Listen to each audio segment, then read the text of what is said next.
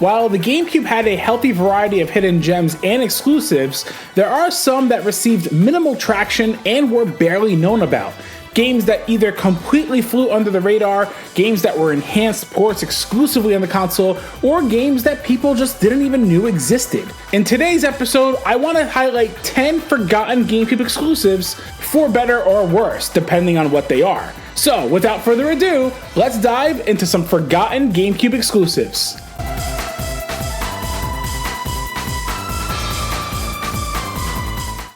First up is City Racer, published by Ubisoft and developed by Ubisoft Bucharest. So this is a game that is in other territories called Downtown Run, specifically on the PlayStation 2 in PAL regions, and apparently got a North American PC release, but on the GameCube it was titled City Racer and was console exclusive to the GameCube here in the US. This arcade-style racing game has you racing across a variety of locales around the world with various cars based on real-life counterparts.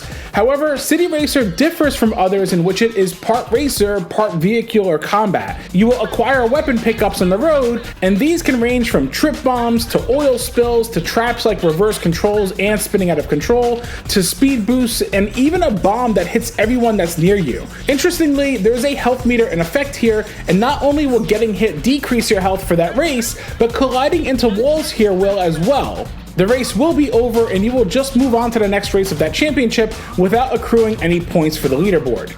On the flip side, you can take your opponents out of a race as well. There are a nice variety of race types to help provide a little bit of variety within the gameplay, and you'll unlock new levels and vehicles as you progress naturally.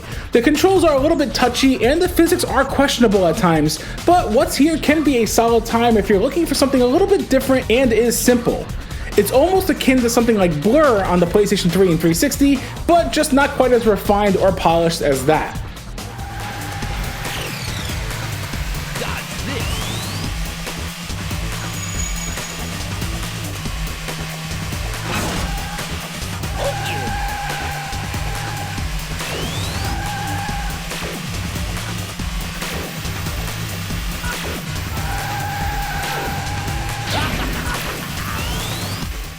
Next up is Smuggler's Run Warzones, published by Rockstar Games and developed by Angel Studios. While not an entirely new game, Warzones is an enhanced port of the PS2 version of Smuggler's Run. However, this version adds enough new content that was exclusive for the platform, like additional levels within the campaign, as well as more countermeasure abilities and 4-player multiplayer modes. All of this while running at a locked 60 frames per second and having progressive scan capabilities. In terms of gameplay, Smuggler's Run is all about retrieving contraband and delivering it to the target location while driving through vast off-road maps of Russia, Vietnam, and Eastern Europe. In some ways, you can see the similarities of their other title, Midnight Club, with its arcade-style handling and overall responsive controls. As you smuggle contraband, law enforcement will be out in full force and overzealously try to stop you at any cost. Thankfully, your vehicles are equipped with countermeasures, which help you defend yourself when you're in a pinch with things like speed boost, vertical boost, and energy repellents, to name a few. Outside of the main campaign, there are a ton of extra game modes like checkpoint races and turf wars, which consist of various modes on collecting contraband to deliver, whether one at a time, multiple at a time, or a bomb tag one where collecting the bomb and not disposing it will make you lose your score. These modes are all available for either solo, with AI, or up to 4 players. And then there is the nice bonus of having the ability to free roam every location and even change the weather settings. Free roaming even has some secret tokens to look out for, in which if you find enough of them, you'll unlock an additional locale to check out. I've mentioned this game years ago when I did my episode for my top 10 hidden gems on the GameCube, and this game still remains that very much so. Still, it is the only Rockstar game to release on the console, and one that many tend to forget even had an exclusive GameCube version that was far more enhanced.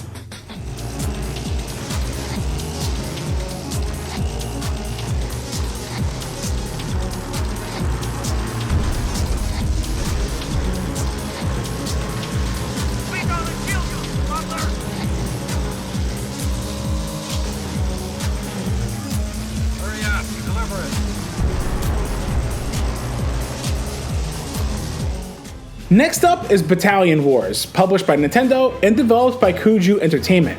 After the success of the Advance Wars series on the Game Boy Advance, development moved forward to bring the franchise to the GameCube and was rebranded to be Battalion Wars as a spin-off. As opposed to being strictly a strategy/tactics game, Battalion Wars incorporates a mix of third-person shooting action while commanding units and switching between them all on the fly. You'll tackle a variety of objectives as you take on the Tundran army across numerous missions. The gameplay here translates incredibly well from the strategic aspect of Advance Wars, letting you have full control of the action on screen, whether on foot or in vehicles. Each unit type provides pros and cons when entering skirmishes within the battlefield, whether using infantry units to take on other foot soldiers or bazooka units to take on armored vehicles. The controls here do take some getting used to, as the movement has this hybrid of weighty and floatiness and doesn't use the C-stick to aim at all, but rather selecting units to either command or take control of.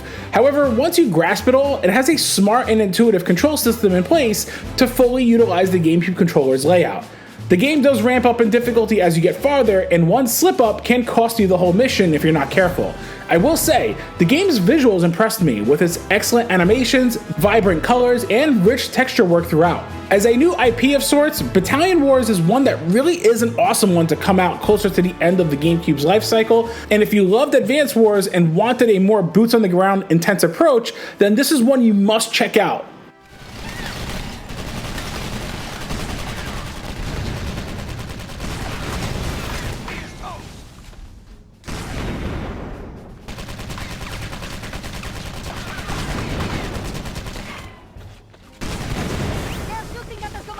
Well done, Commander. I did not think we could take this much punishment. Next up is Swingerz Golf, published by Fresh Games, a subsidiary of Eidos, and developed by Telenet Japan. This developer, known for the Valis series of games, took a swing at making a golf game that was exclusive to the GameCube. Swingerz Golf, also known as Ace Golf in Japan, is an arcade-style golf game that's akin to something like Hot Shots Golf and Mario Golf, but has some unique aspects to make it stand out from the latter. The control method, for starters, is one that relies on pulling back the club with the C-stick and then pushing it forward at the right time to control the power of your swing. How you move the C-stick will also determine your accuracy and additional power to that swing.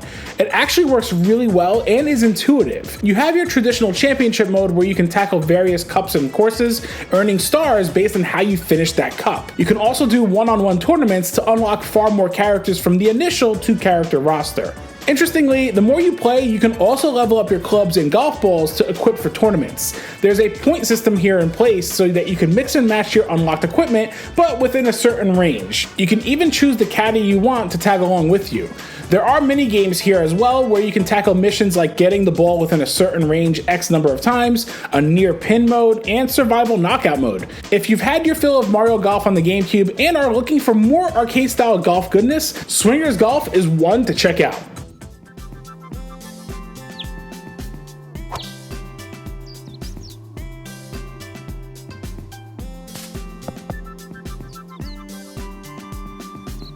Nicely on. Yeah, great. Here goes nothing.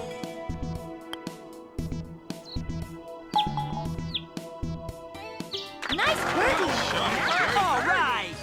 Next up is Road Trip Arcade Edition, published by Conspiracy Entertainment and developed by Takara.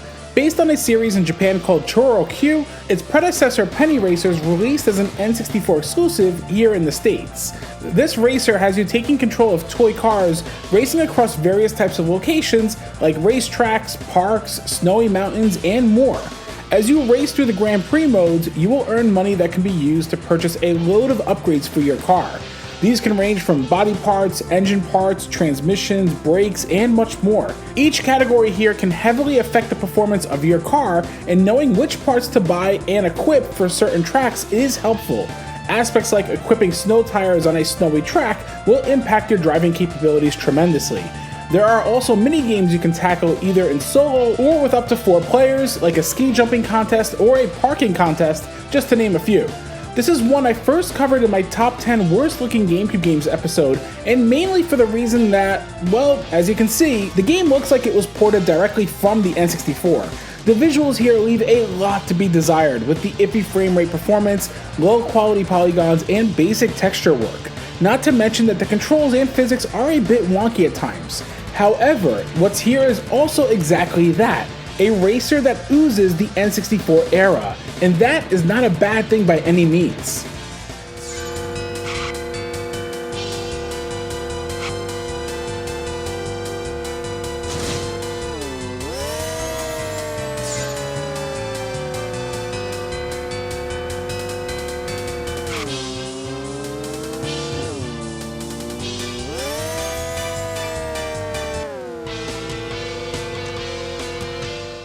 Next up is Mega Man Network Transmission, published by Capcom and developed by Arika.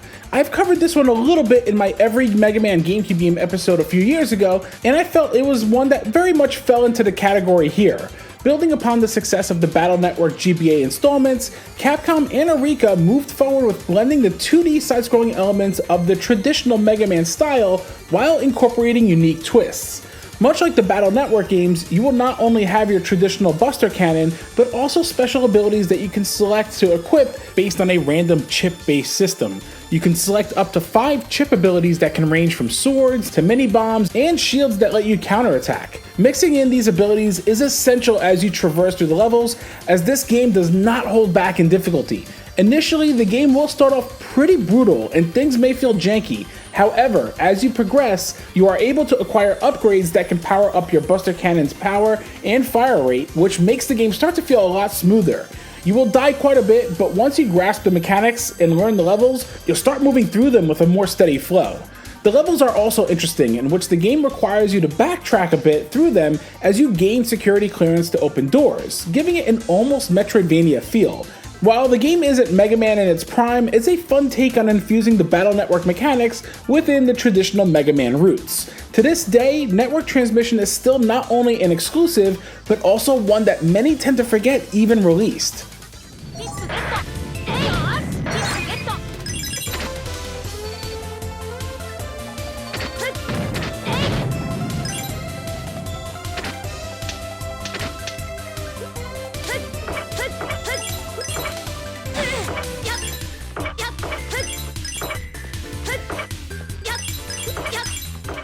Next up is Transworld Surf Next Wave, published by Atari and developed by Angel Studios. The studio that would later become Rockstar San Diego, the extreme sports craze was at an all-time high during the 2000s, and Transworld Surf was the first of its kind to release for the 6th gen.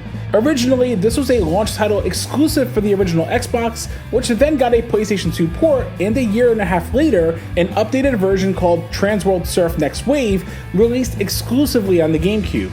Taking much of the criticisms that the previous iterations received, Next Wave refines the mechanics and control drastically while adding the new Antarctica location to surf through, as well as 13 new hidden characters that are all outlandish and over the top, and also adding an exclusive 4-player multiplayer mode. Transworld Surf Next Wave is a unique extreme sports game, as surfing in general is a very particular sport to make a game out of, relying on waves that you have to surf on, and gaining speed, jumping off of them to pull off tricks, and riding the wave tunnels. What's really cool about this game though is that you can paddle your way along the shoreline, and while it's at an unrealistic speed, it makes for a smoother gameplay experience overall. Additionally, you can call over the reef girl that can pick you up, and you can choose which currently formed waves you want to be dropped off at quickly. All the waves here are made in real time as well. In these 3-minute runs, you'll try to complete a variety of objectives, and each location has 2 different times of day with a unique set of objectives, as well as a competition mode. To make things more interesting are the sea life and obstacles that make your life trickier. The waters aren't always safe, and it depends on the type of wave you choose, as there are typically hazardous waves that you can try to ride. The game implements a karma system that determines the probability of sea life, surfers, and obstacles that'll become more or less hazardous to you. If you're a fan of surfing, or have already played Kelly Slater Pro Surfer and want something a little bit more unique, or even want to play something that nails the summer vibes, Transworld Surf Next Wave is a really fun time. Just watch out for those sharks.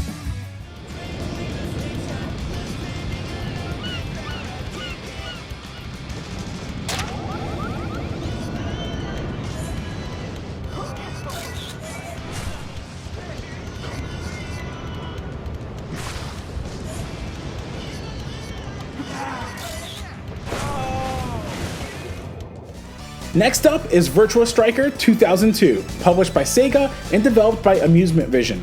The Virtua Striker series has been relatively known as Sega's arcade-style soccer game, and this 2002 installment, deriving from the Virtua Striker 3 arcade, is the console's exclusive version. Being that none of the game has any licensed players, all the players here are fictional, but the game has a robust player and team editor in which you can tweak the players on your nation of choice or create your own players to draft in from scratch. As for the gameplay, it's soccer with its Sega flair. You can immediately tell this is a game based on its arcade counterpart thanks to the button UI when certain sequences play out, and the overall control scheme is easy to pick up and play. The mechanics here feel quite good, although I do wish there was a sprint or turbo button to speed up the players a bit on the field. The game does have a nice presentation when in-game, whether starting up a match where you'll see your team lined up for photo ops before the match actually begins, and even continues this presentation after matches end. However, what also sets this apart is the Road to the International Cup campaign mode, where you play as a manager of your team, scheduling practices, skirmishes, and matches against other teams, while juggling these decisions based on a point-based system. And even once skirmishes or practices start, you will take control of those players. This is definitely a mode that soccer enthusiasts will appreciate and invest numerous hours into. However, if you just want more traditional quick pick up and play soccer matches, then there's that as well naturally. The visuals are nice and vibrant, all while running at a locked 60 frames a second and near non-existent load times. If you haven't had enough soccer filled with the Euro Cup and Copa America Cup tournaments that passed recently this summer and are looking for something a little different from the FIFA games, Virtua Striker 2002 will provide plenty of soccer action.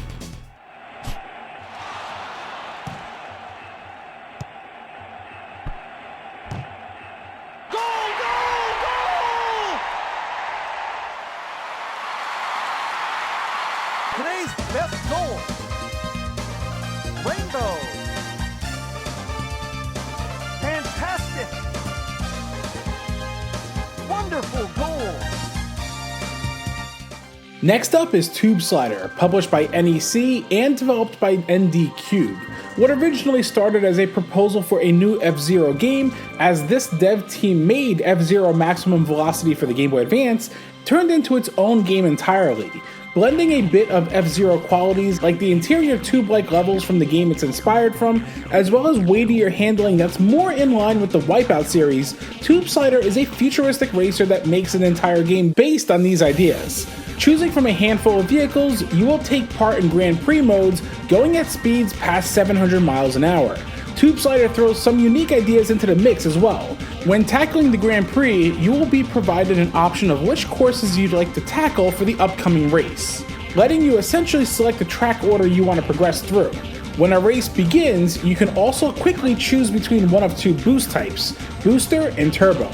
Booster lets you bank up to 3 boosts and will refill automatically as you race. Turbo, on the other hand, is a single meter that fills up, but will provide a substantially more powerful speed boost than the booster method. Choosing between these are more of a personal preference to what best suits you. There are boost icons on the racetracks as well, with some providing instant boosts and another banking a segment of your boost immediately. While races all take place within the tube courses themselves, the game's visuals and presentation are high quality. The track designs themselves are nicely done, and the backdrops give a grand sense of scale to the environments outside of the courses. While Tube Slider isn't going to dethrone the flawless F-Zero GX, it's one I've highlighted in an earlier episode as one of my top 10 hidden gems, and one that remained exclusive entirely on the GameCube, not to mention one that many are not even aware of.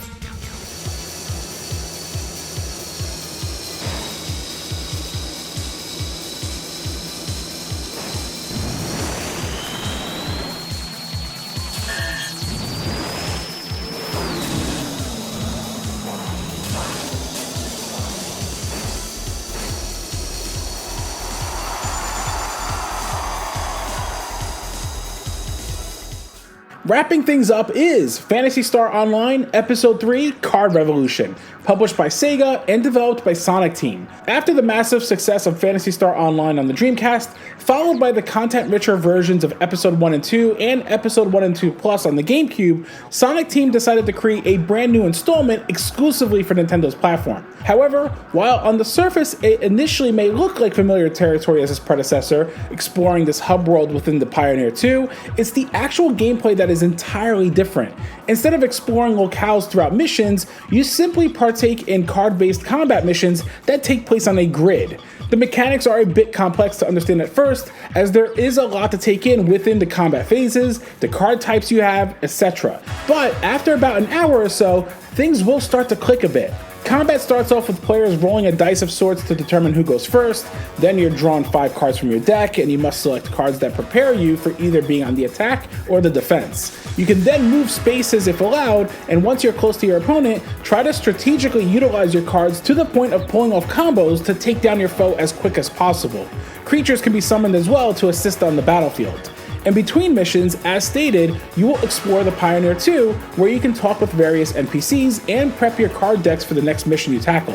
While the gameplay is significantly slower paced than PSO Episode 1 and 2, it's an incredibly unique game that does a good job providing a rewarding turn-based card battle system. Couple this with great visuals and strong audio, and you may find yourself enjoying PSO Episode 3 quite a bit if you can invest the time to learn it. To this day, this is still the only place to experience this specific Phantasy Star Online installment. Defense.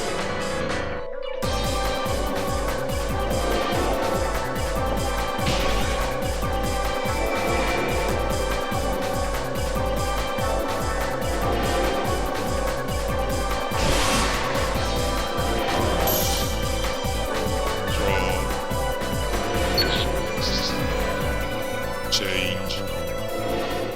The GameCube had a healthy stack of exclusives within its library, and while many are more prevalent, there are certainly those that were lesser known. Whether entirely exclusive games or enhanced versions that were exclusively ported, they are sometimes forgotten in a sea of far more established titles. So, did you play any of these games? Any that interested you? Sound off in the comments below, as I'd love to hear your thoughts. Also, if you're new to the channel and enjoyed the video, be sure to hit that like button and subscribe for more GameCube content. I hope you all enjoyed, and I will catch you all in the next episode, GCG Nation.